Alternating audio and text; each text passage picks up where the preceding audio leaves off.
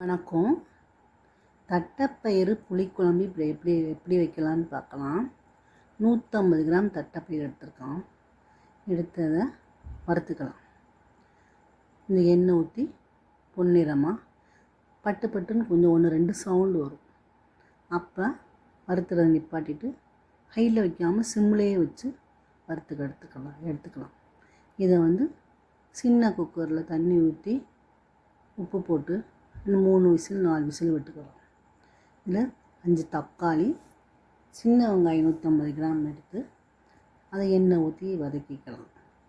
கத்திரிக்காய், 10 பல் பூண்டு, கருவேப்பிலை. இடையில கொஞ்சம் டீ போட்டு குடிச்சிட்டேன்ப்பா, டயர்டாக இருக்குதுன்னு டீயை குடித்தாச்சு.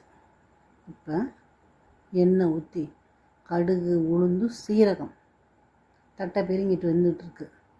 எல்லாத்தையும் ஒன்றா போட்டு பொரித்து எடுத்தோடனே புளி பேஸ்ட்டு ரெடி பண்ணி வச்சுருக்கேன். அந்த புளி பேஸ்ட்டுக்கு ஒரு கதை இருக்குது, அதை அப்புறம் சொல்கிறேன்.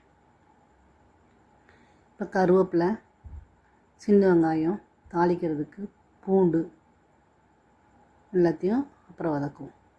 புளி பேஸ்ட்டு கதை, என் பொண்ணு என்ன பண்ணிட்டாங்க, மழையில் புளியை நனைய விட்டாங்க. நான் தான் காய வச்சுட்டு வந்தேன். எங்கள் வீட்டுக்கு நனைஞ்சு போச்சு புளி. எடுக்க நானும் சொல்ல மறந்துட்டேன், அவங்களும் மறந்துட்டாங்க. சின்ன வெங்காயம், கருவேப்பிலையே போட்டு வதக்குவோம்.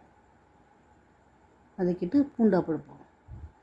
அப்புறம் எங்கள் பொண்ணுகிட்ட நீ கொண்டு வாப்பா, நான் அதை எதாவது ரெடி பண்ணுவோம். 1.5 கிலோ புளி, கிலோ 150 ரூபா, அதனால் கொண்டு வா அப்படின்ட்டு கொண்டு வர சொல்லி இது ஒன்றுனா வதங்கட்டும். இது சிம்மில் நல்லா ப்ரௌன் கலராக பூண்டு வதங்கட்டும். அப்புறம் கத்திரிக்காய் போடணும். கத்திரிக்காய் ஃபஸ்ட்டு விளையிற கத்திரிக்காய் நல்லா சாஃப்டாக இருக்கும். 2வது விளையிற கத்திரிக்காய் கொஞ்சம் கல் மாதிரி தான் இருக்கும். அதுதான் போட்டிருக்குது. அதையும் நல்லா வதக்கிடலாம். முருங்கைக்காய் இல்லை, மாங்காவும் இல்லை. சரி, வெறும் கத்திரிக்காய், பூண்டு, தட்டைப்பயிறு போட்டு வைக்கலாம்னு நினச்சிக்கிட்டு இருந்தேன். பக்கத்து வீட்டுக்காரங்க, எதிர்த்து வீட்டுக்காரங்க கூப்பிட்டு ஒரு 5 முருங்கைக்காய் கொடுத்தாங்க. அதே 2 எடுத்து வச்சுருக்கேன். கட் பண்ணலாம், இன்னும் கட் பண்ணலை. கத்திரிக்காய் வதங்கின பிறகு வெங்காயம், தக்காளி வதங்கினதை எல்லாம் போட்டு வதக்குவோம். வெங்காயம், தக்காளி இப்படி வதக்கி போட்டால் குழம்பு கொஞ்சம் கெட்டியாக இருக்கும். சும்மா அப்படியே வெங்காயம், தக்காளி போட்டால் கொஞ்சம் தண்ணியாக இருக்கும். நம்ம மசால் பொடியில் வேறு பருப்பு எல்லாம் போட்டு அரைச்சிருக்கோம்ல, அப்போ இதுக்கு தேங்காவே ஊற்றணும்னு அவசியமே இல்லை. நல்லா குழம்பு ஊற்றி சாப்பிட்ற மாதிரி இருக்கும், ரொம்ப தண்ணி இல்லாமல்.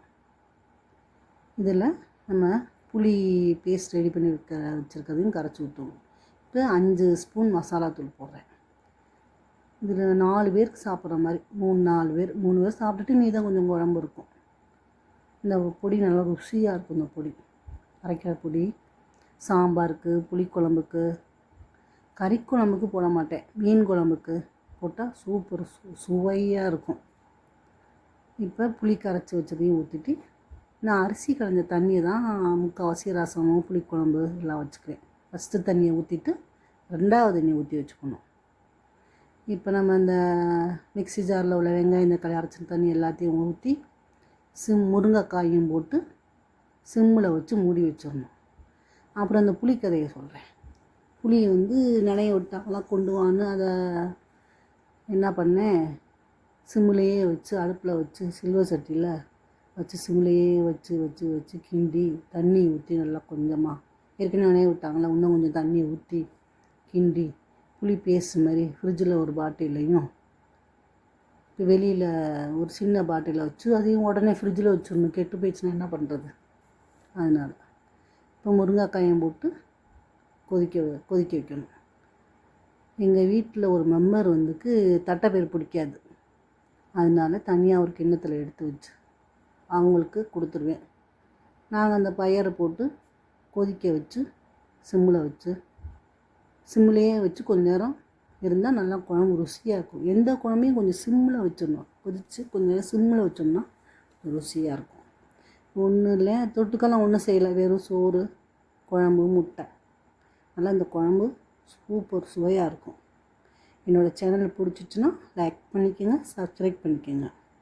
இந்த குழம்புல கேழ்வரகு களி கூட செஞ்சு சாப்பிட்டா அருமையாக இருக்கும். கேப்பக்களின்னு சொல்லுவாங்கள்ல, அந்த களி சாப்பிட்டா அருமையாக இருக்கும்.